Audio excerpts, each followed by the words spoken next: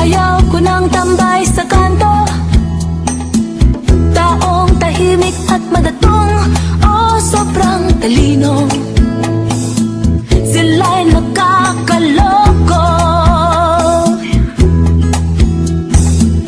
Humanap ka na lang ng pangit, dahil tiyak na tahimik ang buhay mo. Walang naiinggit sa'yo.